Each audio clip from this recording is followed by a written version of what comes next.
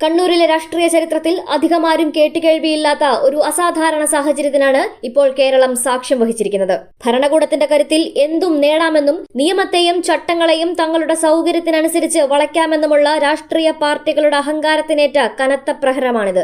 കണ്ണൂർ കോർപ്പറേഷനിലെയും തളിപ്പറമ്പ് നഗരസഭയിലെയും 2 വാർഡുകളിലെ തിരഞ്ഞെടുപ്പ് റദ്ദാക്കിക്കൊണ്ടുള്ള തിരഞ്ഞെടുപ്പ് കമ്മീഷന്റെ തീരുമാനം കേവലം ഒരു സാങ്കേതിക നടപടിയല്ല, മറിച്ച് ക്രിമിനൽ പശ്ചാത്തലമുള്ളവരെ ജനപ്രതിനിധികളാക്കാൻ ശ്രമിക്കുന്ന രാഷ്ട്രീയ ശൈലിക്കുള്ള താക്കീതാണ്.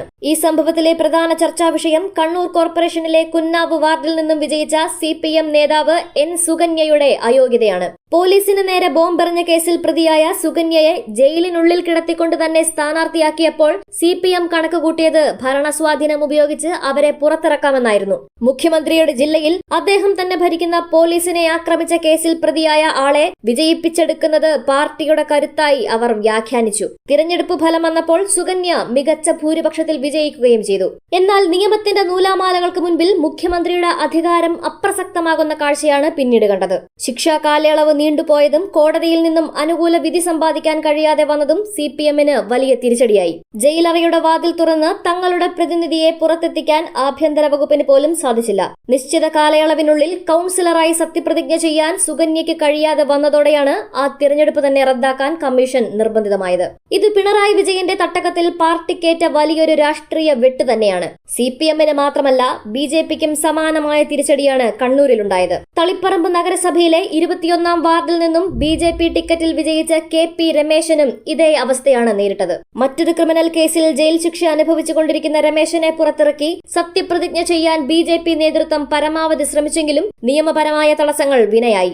ജനാധിപത്യ പ്രക്രിയയിൽ വോട്ട് ചോദിക്കാൻ പോലും നേരിട്ടെത്താൻ കഴിയാത്തവർക്ക് ജനപ്രതിനിധിയാകാൻ അർഹതയില്ലെന്ന കർശന നിലപാടിലാണ് അധികൃതർ എത്തിയത്. 2 പ്രധാന രാഷ്ട്രീയ കക്ഷികളുടെയും അടിവേരിളക്കുന്ന തീരുമാനമാണിത്. തങ്ങൾ ഭരിക്കുന്ന കാലത്ത് പോലീസിനെയും ജയിലിനെയും ഭയപ്പെടേണ്ടതില്ലെന്ന CPM അണികളുടെ വിശ്വാസമാണ് ഇവിടെ തകർന്നിരിക്കുന്നത്. വോട്ടർമാരെ വഞ്ചിച്ചുകൊണ്ട് ക്രിമിനലുകളെ സ്ഥാനാർത്ഥികളാക്കിയ ഇരു പാർട്ടികളും ഇപ്പോൾ പൊതുസമൂഹത്തിന് മുന്നിൽ മറുപടി പറയേണ്ട അവസ്ഥയിലാണ്. ഈ വാർഡുകളിൽ വീണ്ടും ഉപതെരഞ്ഞെടുപ്പ് നടത്തേണ്ടി വരുമ്പോൾ അത് സർക്കാരിനും ഖജനാവിനും വലിയ ബാധ്യതയാണ് വരുത്തിവെക്കുന്നത്.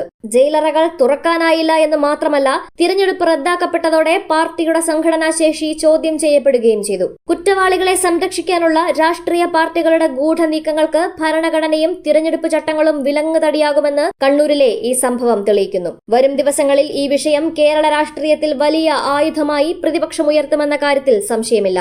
അധികാരത്തിന്റെ തണലിൽ ജയിലറകൾ തുറക്കാമെന്ന വ്യാമോഹം തകർന്നു വീണതോടെ കണ്ണൂരിലെ ഈ പ്രഹരം പിണറായി സർക്കാരിന്റെ ചരിത്രത്തിലെ കറുത്ത അധ്യായമായി മാറിയിരിക്കുകയാണ്.